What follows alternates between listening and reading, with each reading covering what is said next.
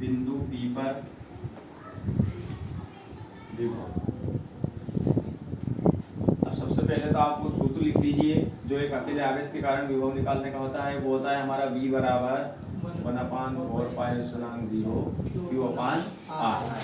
यहाँ पर ये जो Q लिखा हुआ है, ये Q आपका आवेश है, जिस आवेश के कारण हम तीव्रता निकाल रहे हैं, और R वो दूरी होती है जितनी दूरी पर वो बिंदु रखा हुआ है। ठीक है ना, ध्यान रखो सभी। अब यहाँ पे देखिए, अभी अपना ये विभव है, किसके आप कौन सा आवेश के कारण निकाल रहे हैं अपन? प्लस Q आवेश के कारण बिंदु P पर विभव, है ना। कौन सा आवेश है हमारा? प्लस Q आवेश, यानी कि पहला आवेश है। तो पहले आवेश के कारण विभव भी कौन सा होगा? पहला। तो इसको नाम दे देंगे अपन V1। V1 बराबर हो जाएगा आपका 1/4πε0। यहाँ पे Q के स्थान पर क्या जाएगा? प्लस Q बटे में R। अब R के स्थान पर कौन सी दूरी आती है? आवेश से लेके उस बिंदु तक की दूरी जहां पर आप विभव निकाल रहे हो। तो आपका ये आवेश है, और यहाँ से लेके कहाँ की तक की दूरी आएगी आपकी? P तक। ठीक है ना, यानी कि A से लेकर के कहाँ तक की दूरी आएगी? P, अर्थात AP, यानी कि R के स्थान पर क्या जाएगा आपका? AP आ जाएगा। देखिए, विद्युत क्षेत्र की तीव्रता में जब हमने अक्षीय स्थिति में विद्युत क्षेत्र की तीव्रता निकाली थी, तो उसमें अपन ने यहाँ पर दिशा भी लिखा था, मतलब इसकी दिशा भी दर्शाई थी कि ये जो तीव्रता थी वो किस दिशा में है। तो यहाँ पर अपन ने लिखा था इसकी दिशा AP वेक्टर की ओर है। ठीक है ना। लेकिन यहाँ पर विभव एक अदिश राशि है। विभव कौन सी राशि है? अदिश, जिसमें कि हमें दिशा दर्शाने की कोई आवश्यकता नहीं होती है। तो यहाँ पर अपने को दिशा दर्शाने की कोई जरूरत नहीं है, इसलिए हम इसको यहीं पे रखेंगे। तो V1 बराबर ये 1/4πε0 ये प्लस Q/में। अब यहाँ पर अपने को इस AP का मान चाहिए। AP का मान यहाँ पर है क्या आपके पास? नहीं है। तो इस AP का मान निकालने के लिए हम क्या करेंगे? ये यहाँ से यहाँ तक की टोटल दूरी आपको कितनी दिख रही है? R। ये यहाँ से लेके यहाँ तक की दूरी कितनी है अपनी? R। इस R में से अपन ये जो इतना सा L है, देखो यहाँ से यहाँ तक की दूरी है आपकी R, और यहाँ से यहाँ तक की दूरी क्या है? L।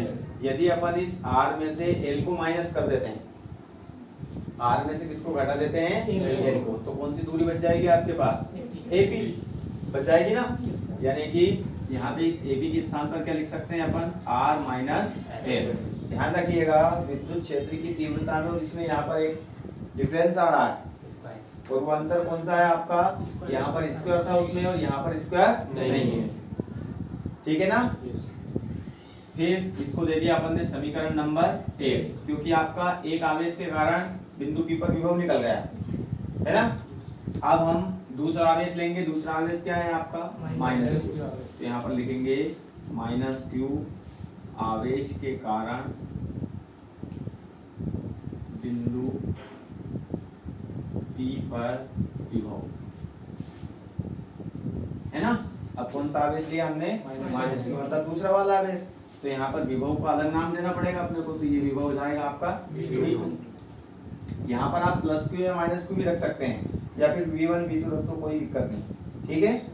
तो V2 बराबर यहाँ पे देखिए, अब इस सूत्र में मान रखेंगे अपन, तो ये 1/4πε0 ऐसा कैसा ही। यहाँ पर इस Q के स्थान पर क्या जाएगा? -Q बटे में इस R के स्थान पर इस आवेश से लेके कहाँ तक की दूरी आएगी? P तक, यानी कि P से लेके P तक की दूरी का कौन सी है अपनी? BP। अरे B से लेके P तक की कोई सी अभी अपने पास में दूरी का मान तो नहीं लिखा है, लेकिन इसको लिख के चल सकते हैं हम। B से P तक की निकालना है तो उसको लिख देंगे अपन BP। ठीक है। अब इस BP के मान के लिए देखिए, V2 बराबर 1/4πε0 ये -Q/, में। अब BP का मान निकालने के लिए देखिए, B से लेके P तक की दूरी हम कैसे निकाल सकते हैं? देखो, यहाँ से लेके यहाँ तक की दूरी क्या है आपकी? L। और यहाँ से लेके यहाँ तक की दूरी क्या है? R। तो यदि हम इस R में L को जोड़ दें, तो आपकी कौन सी दूरी आ जाएगी? B से लेके P तक की, यानी कि ये दूरी हो जाएगी आपकी R प्लस L। इस पे भी स्क्वायर नहीं है, इसको दे देंगे हम समीकरण 2। यदि समीकरण 2, अब हम निकालेंगे इसका परिणामी विभव। क्या निकालेंगे? परिणामी विभव। परिणामी विभव। परिणामी विभव हो जाएगा आपका v बराबर, पहला विभव क्या है आपका, देखो प्लस के आवेश के कारण विभव v1 और माइनस के आवेश के कारण विभव है v2, यानी कि v बराबर v1 प्लस v2। अब समीकरण 1 व 2 से, समीकरण 1 में हमने v1 का मान निकाल रखा है, समीकरण 2 में v2 का। कहाँ पे निकाल रखा है? एक मान तो आपका ये वाला है ना, और एक मान है हमारा ये वाला। ये दोनों मान हम कहाँ पे रखेंगे? यहाँ पर। तो v बराबर v1 का मान क्या है आपके पास? 1/4 पाई एप्सिलॉन 0 10 के अपान में r माइनस l। फिर ये प्लस है तो ये प्लस। v2 का मान क्या है आपके पास? 1/4 पाई एप्सिलॉन 0 माइनस के अपान में r प्लस l। ठीक है, ये अपन ने v1 और v2 के मान रख दिए। तो v बराबर, यहाँ पर देखिएगा थोड़ा सा, ये q/4 पाई एप्सिलॉन 0, ये भी q/4 पाई एप्सिलॉन 0 दोनों में आ रहा है। तो हम क्या करेंगे, यहाँ से ये q/4 पाई एप्सिलॉन 0 कॉमन ले लेंगे। तो यहाँ पर क्या बच गया आपका? 1/r minus l। यहाँ पर लिखेंगे 1/r माइनस l। फिर ये माइनस और ये क्या है? प्लस। तो ये माइनस प्लस क्या हो जाएगा? माइनस, क्योंकि माइनस हमेशा भारी रहता है। अब फिर क्या बचेगा आपका? 1/r plus l। यहाँ पर आ जाएगा 1/r प्लस l। ठीक है, अब ये v बराबर ये q/4 पाई एप्सिलॉन 0 चल ही रहा है। यहाँ पर देखो, इन दोनों का अपन एलसीएम लेंगे तो दोनों अलग अलग राशियां हैं। ये r माइनस l है, ये r प्लस l है। तो इसको हम क्या लिख सकते हैं? एलसीएम लेके r minus l into r plus l। ठीक है, अब जब अपन इसका इसमें भाग लगाते हैं तो इससे ये तो कट जाएगा, क्या बच जाएगा? r plus l। r plus l का गुणा किस में हो जाएगा? 1 में।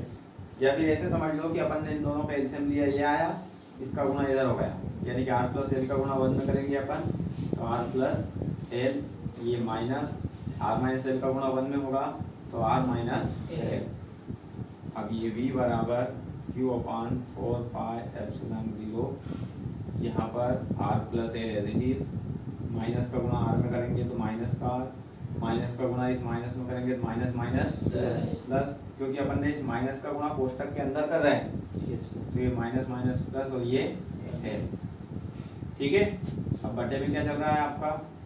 यहाँ पर देखिए थोड़ा सा, ये अपना सूत्र होता है a माइनस बी और a प्लस बी बराबर a का वर्ग माइनस b का वर्ग होता है ना।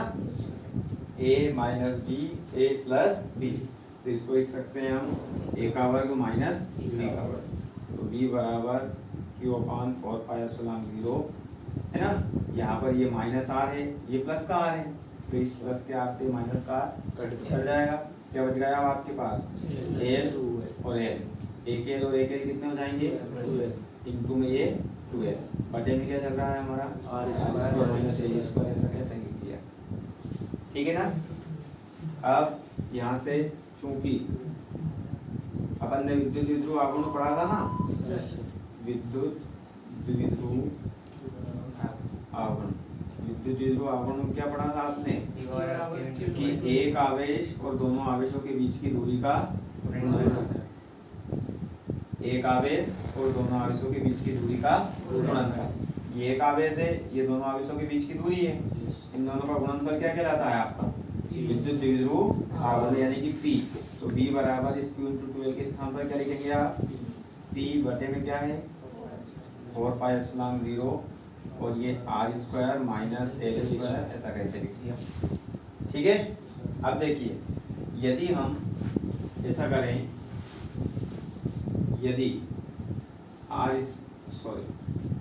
l² छोटा या छोटा हो किससे? r² से। मतलब कहने का कि ये जो l² है ये r² की तुलना में बहुत छोटा है, यानी कि ये जो बिंदु P है इसको अपन बहुत दूरी पर रख दें तो उसकी उस परिस्थिति में ये जो l² रहेगा वो r² से बहुत छोटा हो जाएगा। ठीक है ना। तो यदि इसको अपन इसकी उपेक्षा करें मतलब इसको शून्य माने, इस आर स्क्वायर की तुलना में इस एल स्क्वायर को क्या मान लिया अपन, शून्य। तो यहाँ पर क्या बच जाएगा आपका, तब v बराबर p अपॉन 4π0 तो ऐसा कैसे आएगा। और यहाँ पर देखिए ये अगर 0 हो जाएगा तो क्या बच जाएगा आपके पास आर स्क्वायर। ये हो गया अच्छी स्थिति में विद्युत विभव का सूत्र। अब इसका मात्रक क्या होता है, इसका मात्रक होता है वोल्ट। ठीक है,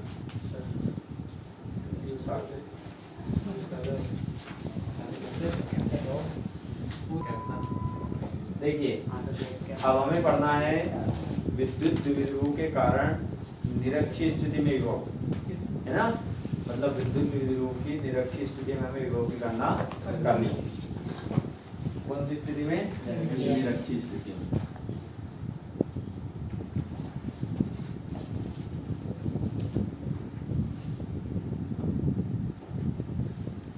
देखो जैसे कि ये अपना विद्युत द्विध्रुव है, ये ए ये बी, ये यहाँ पर प्लस क्यू आवेश और यहाँ पर माइनस क्यू आवेश, है ना। यहाँ पर रहता है इसका मध्य बिंदु, तो ये यहाँ से यहाँ तक की दूरी हो जाती है आपकी L और यहाँ से यहाँ तक की दूरी हो जाती है L। इस प्रकार ये टोटल दूरी कितनी हो जाती है, 2L, है ना। अब सबसे पहली बात तो ये कि निरक्षीय स्थिति कहते हैं किसे। अभी इसके पहले अपन ने अक्षीय स्थिति की थी। अक्षीय स्थिति किसे कहते हैं, जिस बिंदु पर अपने को विद्युत द्विध्रुव की गणना करनी है, यदि वह बिंदु इस विद्युत द्विध्रुव के अक्ष पर स्थित होता है, मतलब इसकी लाइन पर, तो उसे विद्युत द्विध्रुव की अक्षीय स्थिति कहा जाता है। अब बात आती है निरक्षीय स्थिति की, तो इसकी परिभाषा आप कैसे लिखेंगे कि जिस बिंदु पर हमें विद्युत द्विध्रुव की गणना करनी है, यदि वह बिंदु इस विद्युत द्विध्रुव के निरक्ष पर, मतलब ठीक इसके लंबार्धक स्थिति में स्थित होता है। कहाँ पर स्थित होता है, लंबार्धक यानी कि लंबवत स्थिति में। ये आपका विद्युत द्विध्रुव है, तो ठीक इसके लंबवत, है ना, यानी कि निरक्ष पर इसे बोला जाता है। मतलब इसके जस्ट लंबवत स्थिति में होना, कि जब वो बिंदु इसके निरक्ष पर स्थित होता है, मतलब इसके लंबवत स्थिति में स्थित होता है, तो उसे विद्युत द्विध्रुव की निरक्षीय स्थिति कहते हैं। यानी कि ये हमारा बिंदु P है जिस पर हमें विद्युत विभव की गणना करनी है। अब वो पहले ये वाला बिंदु जो था वो इधर था, मतलब इसकी लाइन पर था, और अब इस बिंदु को हमने कहाँ पर स्थित कर दिया है, इसके निरक्ष पर, तो इसे बोलेंगे विद्युत द्विध्रुव की निरक्षीय स्थिति। ये बात समझ में, यानी कि इस प्रकार से इसको हम इस आवेश से इस बिंदु P को यहाँ पे मिला दिया, इसको यहाँ मिला दिया, और इसको यहाँ से इस बिंदु O से मिला दिया, और ये वाली जो दूरी है आपकी, ये हो जाएगी आपकी R। मतलब अक्षीय स्थिति में भी ये जो आपका बिंदु P है ये R दूरी पर ही था, लेकिन वो इसके अक्ष पर था, और निरक्षीय स्थिति में भी ये जो बिंदु है वो इस विद्युत द्विध्रुव के मध्य बिंदु से R दूरी पर ही है, लेकिन ये किस स्थिति में है, लंबवत स्थिति में, या इसके निरक्ष पर है। ठीक है ना।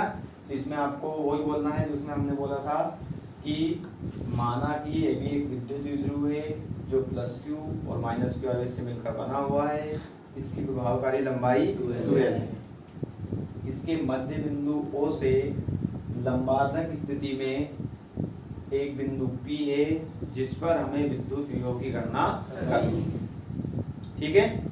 अब यहाँ पे जैसा उसमें अपन ने एक एक आवेश का निकाला था, इसी प्रकार इसमें भी अपने को एक एक आवेश के कारण ही बिंदु P पर विभव निकालना है। सबसे पहले हम इस प्लस Q आवेश के कारण निकालेंगे और फिर माइनस Q आवेश के कारण, दोनों से निकालने के बाद में फिर निकालेंगे इसका परिणामी विभव। ठीक है ना। तो सबसे पहले अपन लिखेंगे यहाँ पर कि प्लस Q आवेश के कारण, प्लस Q आवेश के कारण बिंदु P पर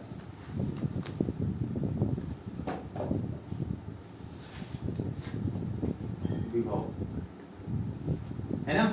प्लस Q आवेश के कारण बिंदु P पर विभव क्या हो जाएगा आपका, देखिए अपना v बराबर सूत्र होता है 1/4πε0 Q/r। ये एक अकेले आवेश के कारण किसी भी बिंदु पर विभव निकालने का सूत्र होता है ना।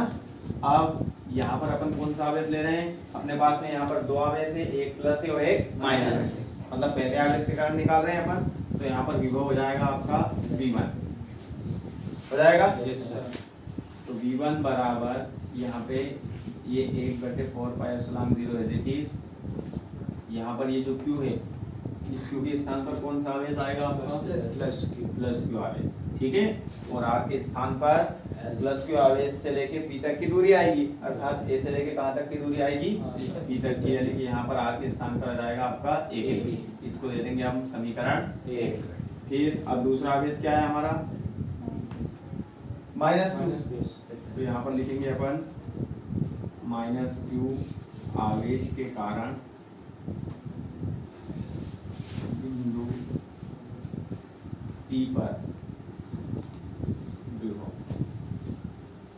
है ना। -q आवेश के कारण बिंदु P पर विभव निकालेंगे तब ये हमारा दूसरा आवेश है, तो यहाँ पर विभव क्या हो जाएगा आपका V2 बराबर ये 1/4πε0, इसी सूत्र में मान रखना है। यहाँ पे प्लस q के स्थान पर क्या जाएगा आपका -q बटे में r के स्थान पर -q से लेके p तक की दूरी आएगी, यानी कि b से लेके p तक की दूरी, अर्थात यहाँ पर क्या हो जाएगा आपका pp। इसको दे देंगे अपन समीकरण नंबर 2, दे दिया। अब निकालेंगे इन दोनों का परिणामी विभव, तो यहाँ पर लिखेंगे परिणामी विभव। परिणामी विभव उसमें कैसे निकाला था, v बराबर v1 प्लस v2, फिर यहाँ पे वो लिखना है समीकरण 1 व 2 से। समीकरण 1 व 2 से देखिए v बराबर v1 का मान हमारे पास क्या लिखा हुआ है, ये वाला, ठीक है, और v2 का मान ये वाला है। तो v1 का मान यहाँ से यहाँ पर लिखेंगे अपन, तो ये हो जाएगा 1/4πε0 प्लस q अपान में AP, है ना, ये प्लस है तो ये प्लस। v2 का मान क्या है आपके पास 1/4πε0 माइनस q अपान में, तो v बराबर यहाँ पे देखिए q/4πε0 q/4πε0 इसमें भी आ रहा है, तो इन दोनों में से क्या करेंगे हम, q/4πε0 को कॉमन ले लेंगे, तो यहाँ पर बच जाएगा आपका 1/AP, 1 में AP। यहाँ पर ये माइनस और प्लस क्या हो जाएगा -1/BP। यहाँ से अपने q/4πε0 तो कॉमन ले लिया, क्या बच जाएगा आपका 1/BP। अब देखिए क्योंकि त्रिभुज POB सर्वांग त्रिभुज POA, इसमें देखिए ये वाला त्रिभुज और ये वाला त्रिभुज, ये दोनों त्रिभुज क्या है आपस में बिल्कुल बराबर है। बराबर से मतलब जैसे कि इसकी ये भुजा बराबर, ये और ये भुजा बराबर, ये भुजा दोनों में वेनिस्टेज है, तो ये दोनों भुजाएं भी ऑटोमेटिक क्या हो जाएंगी बराबर, यानी कि आपका PB और PA दोनों, ये दोनों भुजाएं भी क्या हो जाएंगी आपकी बराबर, अर्थात PB बराबर हो जाएगा PA हो जाएगा, यानी कि PB बराबर क्या कर दिया अपन ने PA। अब सर्वांग सम का मतलब क्या होता है, सर्वांग सम उन त्रिभुजों को बोला जाता है जिनका प्रत्येक अंग समान होता है। प्रत्येक अंग समान होने का मतलब है कि जब अपन इस त्रिभुज के ऊपर इस त्रिभुज को इस प्रकार से पलट कर रखते हैं, तो ये वाला त्रिभुज मतलब ये जो अपन इसको ऊपर, यदि इसको ऊपर अपन ने रखा तो ये त्रिभुज इस त्रिभुज को पूर्ण रूप से ढक लेगा। कौन सा, जैसे अगर अपन ने एक के ऊपर एक इस प्रकार से रखा इनको, है ना, तो ये ऊपर वाला जो त्रिभुज रहेगा वो नीचे वाले त्रिभुज को पूर्ण रूप से ढक लेगा। ऐसे त्रिभुजों को बोलते हैं सर्वांग सम त्रिभुज। तो सर्वांग सम त्रिभुज में जब ये दोनों त्रिभुज अपने सर्वांग सम बता दिए तो इनकी सभी भुजाएं भी क्या हो जाएंगी आपस में बराबर, यानी कि PB बराबर क्या हो जाएगा PA। तो देखिए तब अपना V बराबर क्या चल रहा है, V बराबर q/4πε0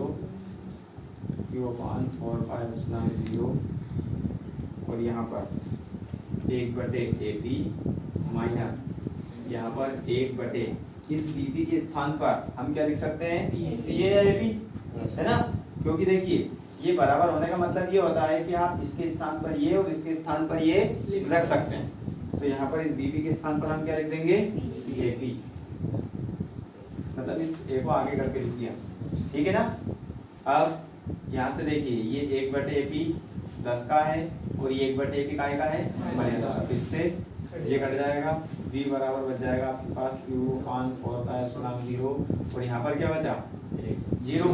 अब इस 0 को गुणा इस पूरे में करेंगे अपन तो v बराबर क्या हो जाएगा 0 और इसका मात्रक होता है 1। कहने का मतलब कि विद्युत द्विध्रुव की निरक्षीय स्थिति में विभव का मान क्या होता है, 0 होता है। ओके,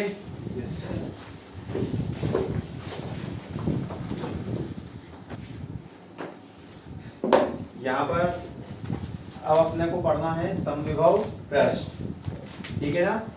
इसके नाम से देखिए यहाँ पर सम का मतलब होता है समान, समान विभव वाला पृष्ठ। समान विभव वाला पृष्ठ यानी कि एक ऐसा पृष्ठ जिसके प्रत्येक बिंदु पर विभव का मान एक समान होता है। एक ऐसा पृष्ठ जिसके प्रत्येक बिंदु पर विभव का मान एक समान होता है। जैसे कि मैंने आपके सामने एक पृष्ठ बनाया है ना, इस पृष्ठ में हमने एक प्लस क्यू आवेश दे दिया। कौन सा आवेश दे दिया इसको, प्लस क्यू आवेश, है ना। तो जब हम इस पृष्ठ को प्लस क्यू आवेश देंगे तो इस पृष्ठ का मान ले जाए, इस पृष्ठ पर कुछ बिंदु हैं इस प्रकार से, ये अपन ने बिंदु निर्धारित कर दिए, ठीक है ना। तो इस प्लस क्यू आवेश के कारण इस पृष्ठ के जो भी बिंदु आपको दिखाई दे रहे हैं A B C D E F, इसमें सबसे पहले तो विभव का उत्पन्न होगा जब आप इसमें आवेश प्रवाहित करेंगे। जब अपन ने इसमें आवेश प्रवाहित कर दिया तो इस पृष्ठ का जो प्रत्येक बिंदु अपन ने आपको दिखाई दे रहा है, इस इन बिंदुओं पर किसी भी बिंदु पर अगर अपन विभव का मान निकालेंगे तो सभी बिंदु पर विभव का मान एक बराबर आएगा। जैसे कि मान लिया जाए ये आपका एक वृत्ताकार पृष्ठ है और इसकी त्रिज्या मान ली हमने r, क्या मान ली इसकी त्रिज्या r। तो यहाँ पर आपने एक धनावेश दिया है, इस धनावेश से r दूरी पर बिंदु A पर यदि आप विभव निकालेंगे तो विभव क्या निकलेगा आपका 1/4πε0 निकलेगा नहीं, क्योंकि अपना एक अकेले आवेश के कारण विभव का सूत्र क्या होता है, यही होता है 1/4πε0 ये भी इस वृत्त की त्रिज्या है। तो यहाँ पर भी यदि आप विभव का मान निकालेंगे तो क्या निकलेगा 1/4πε0 निकलेगा कि नहीं निकलेगा। क्योंकि देखिए आप सभी जानते हैं कि वृत्त की जो त्रिज्या होती है वो सभी जगह क्या होती है, एक बराबर होती है ना। तो इसके यदि प्रत्येक बिंदु पर अगर अपन विभव का मान निकालते हैं तो विभव का मान क्या आएगा आपका 1/4πε0 कहने का मतलब कि समविभव पृष्ठ के प्रत्येक बिंदु पर विभव का मान एक समान होता है, किंतु विभवांतर शून्य होता है। विभवांतर क्या होता है, शून्य। विभवांतर मतलब विभव का अंतर, विभवांतर का मतलब क्या होता है, विभव का अंतर। आई बात समझ में। जैसे कि मान लिया जाए ये आपका बिंदु ए का विभव है और ये किसका विभव है आपका बिंदु बी का। तो इन दोनों बिंदुओं के विभव का यदि अपन अंतर निकालेंगे तो क्या निकलेगा VA माइनस VB, अर्थात VA का मान क्या है हमारे पास 1/4πε0 Q/R, ये माइनस VB का मान क्या लिखा हुआ है हमारे पास 1/4πε0 Q/R। ये प्लस की राशि है और ये माइनस का है, इससे ये कट जाएगा, अर्थात विभवांतर क्या गया शून्य। कहने का मतलब ये है कि समविभव पृष्ठ का जो भी बिंदु होता है समविभव पृष्ठ पर उस प्रत्येक बिंदु पर विभव का मान तो समान होता है, किंतु उसका यदि अपन विभवांतर निकालते हैं तो विभवांतर क्या आता है आपका शून्य। दूसरा पॉइंट आपने लिखा है कि दो समविभव पृष्ठ एक दूसरे को कभी नहीं काटते हैं, ठीक है। इसके आगे वाला पॉइंट हमने लिखा है कि समविभव पृष्ठ पर एकांक धनावेश को एक बिंदु से दूसरे बिंदु तक ले जाने में कोई कार्य नहीं करना पड़ता है, अर्थात किया गया कार्य क्या होगा आपका शून्य। अपन एकांक धनावेश को एक बिंदु से दूसरे बिंदु तक ले जाते हैं तो उसमें जो कार्य किया जाता है वो कार्य कहलाता है आपका विभांतर। क्या कहलाता है? विभांतर। अब यहाँ पर विभांतर क्या आ रहा है आपका? शून्य। ये विभांतर शून्य क्यों आ रहा है? क्योंकि किया गया कार्य क्या होगा आपका? शून्य।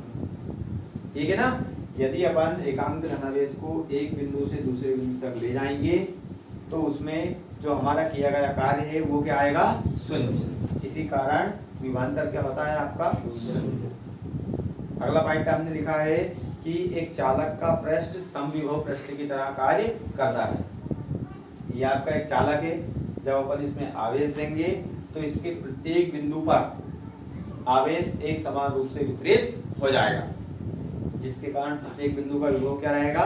बराबर रहेगा। ठीक है ना। तो एक चालक का जो पृष्ठ होता है वो एक समविभव पृष्ठ की तरह कार्य करता है, मतलब उसमें आवेश एक समान रूप से प्रत्येक बिंदु पर वितरित रहता है, इसलिए चालक का पृष्ठ समविभव पृष्ठ की तरह कार्य करता है। ठीक है ना। इसके बाद में फिर हमने एक और पॉइंट लिखा है कि समविभव पृष्ठ से विद्युत बल रेखाएं अभिलंबवत गुजरती है। जैसे मान लीजिए ये आपका आवेश रखा हुआ है, इससे मैंने आपको बताया था कि धनावेश से विद्युत बल रेखाएं बाहर की ओर जाती है ना। तो इस आवेश से जितने भी विद्युत बल रेखाएं निकलेंगी वो इस प्रकार से निकलेंगी।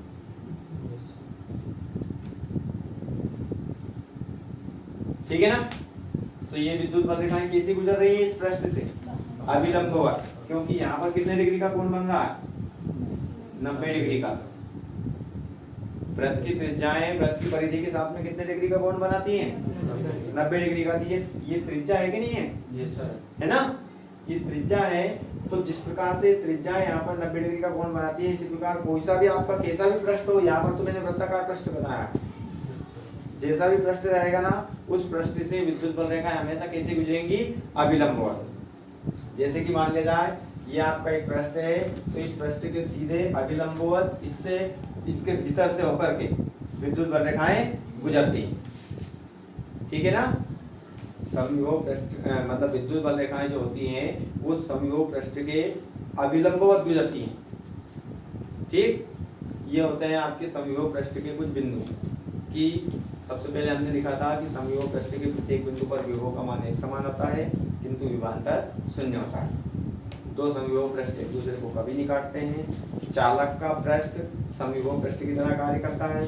ठीक है ना। इसके बाद में समविभव पृष्ठ पर एकांक धनावेश को एक बिंदु से दूसरे बिंदु तक ले जाने में कोई कार्य नहीं करना पड़ता है, अर्थात किया गया कार्य क्या होता है आपका? ठीक है।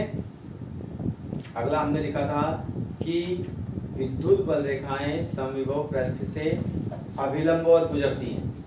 किस प्रकार से गुजरती है? अभिलंबवत, मतलब उसके लंबवत होकर। ठीक है। जैसे ये आपका एक पूरा चालक है, तो विद्युत बल रेखाएं आएंगी तो सीधी इसके लंबवत इस पर आपतित होती हैं।